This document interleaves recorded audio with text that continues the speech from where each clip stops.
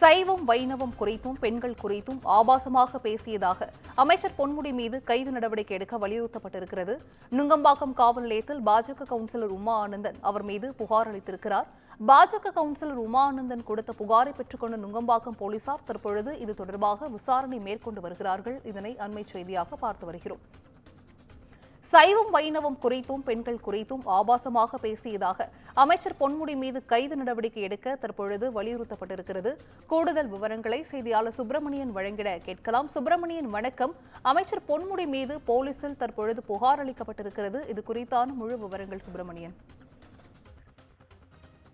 வைணவம் சைவம் குறித்து இழிவாக பேசியதாகவும் பெண்கள் குறித்து ஆபாசமாக பேசியதாகவும் அமைச்சர் பொன்முடி மீது நடவடிக்கை எடுக்க வேண்டும் என்று சென்னை உயர்நீதிமன்றம் உத்தரவிட்டிருந்தது.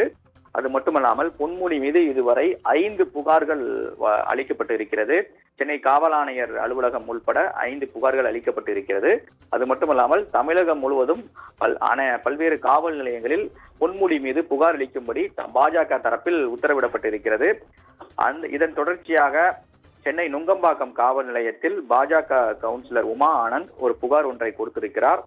பெண்கள் குறித்து இழிவாக பேசிய பொன்முடி மீது வழக்கு பதிவு செய்து கைது நடவடிக்கை எடுக்க வேண்டும் என்ற புகாரை அவர் அளித்திருக்கிறார். அந்த புகார் தொடர்பாக நுங்கம்பாக்கம் போலீசார் விசாரணை மேற்கொண்டு வருகிறார்கள்.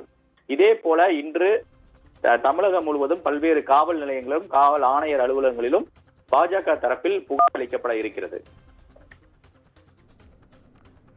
விவரங்களை வழங்கியமைக்கு நன்றி சுப்பிரமணியன்.